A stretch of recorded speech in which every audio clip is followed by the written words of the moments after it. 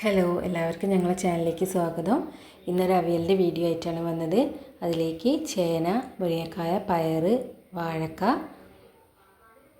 കയ്പ, carrot കഷ്ണങ്ങളൊക്കെ ഇനി ചെറുതായിട്ട് അരിഞ്ഞെടുക്കുക. പിന്നെ തേങ്ങ, തൈര്, അതുപോലെ തന്നെ പച്ചമുളക്. എരിവുള്ള പച്ചമുളകാണെങ്കിൽ ഒരു പച്ചമുളക് എടുക്കുക, അല്ലെങ്കിൽ 2ഓ 3ഓ എടുക്കുക. ഞാൻ ഇവിടെ കഷ്ണങ്ങളെല്ലാം കൂടി ഒരുമിച്ചിട്ട് വേവിക്കുകയാണ് ചെയ്യുന്നത്. അതിലേക്ക് മഞ്ഞൾപ്പൊടി, ആവശ്യത്തിനുള്ള ഉപ്പ്. കുക്കറിലോ അവിയൽ തയ്യാറാക്കാൻ പറ്റും.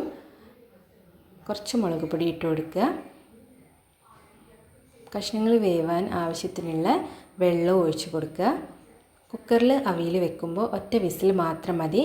എന്നിട്ട് എയർ അപ്പം തന്നെ വലിച്ച് ഒഴിവാക്കുക, അല്ലെങ്കിൽ കഷ്ണങ്ങൾ വെന്തലിഞ്ഞ് പോവും. ഇതിൽ കഷ്ണങ്ങളൊക്കെ ഒന്ന് നിരത്തിയിട്ടിട്ട് അടച്ച് വെച്ച് വേവിക്കുക. ഇനി തേങ്ങ അരയ്ക്കാൻ വേണ്ടിയിട്ട് ഞാൻ തേങ്ങേൻ്റെ കൂടെ തന്നെ തൈര് ഒഴിച്ചിട്ട് അരയ്ക്കുക ആണ് പതിവ്. അപ്പോൾ തേങ്ങേൻ്റെ കൂടെ കുറച്ച് തൈര് ഒഴിക്കുകയാണ്. ഇത് പുളിയുള്ള തൈരാണ്, അതുകൊണ്ട് ഞാൻ കുറച്ചേ ഒഴിച്ചുള്ളൂ. വേണമെങ്കിൽ ഇനി ചേർക്കാം. കഷ്ണങ്ങളൊക്കെ വെന്തിട്ടുണ്ട്, അതിലേക്ക് തേങ്ങ ചേർക്കുകയാണ്.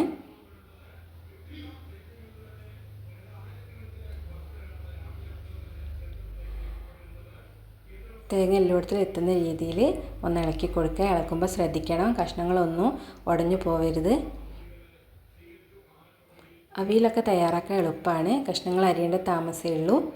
ഉപ്പും പുളിയൊക്കെ നോക്കുക ഈ സമയത്ത്. എനിക്കിവിടെ പുളിയൊക്കെ ഉണ്ട്, അതുകൊണ്ട് ഇനി ഞാൻ തൈര് ഒഴിക്കുന്നില്ല. അപ്പോൾ അവിയൽ തയ്യാറായിട്ടുണ്ട്. അതിലേക്ക് കറിവേപ്പിലയും പച്ചവെളിച്ചെണ്ണയും ഒഴിച്ച് കൊടുക്കുകയാണ്. കടുക് പൊട്ടിച്ച് വറവിടില്ല, പച്ചവെളിച്ചെണ്ണ ഒഴിക്കുകയാണ് ചെയ്യുക. ഇപ്പോൾ അത് അവിയൽ തയ്യാറായിട്ടുണ്ട്. ഇന്ന് ഇത്രയൊക്കെയുള്ള വീഡിയോ. അടുത്ത വീഡിയോ ആയിട്ട് പിന്നെ കാണാം.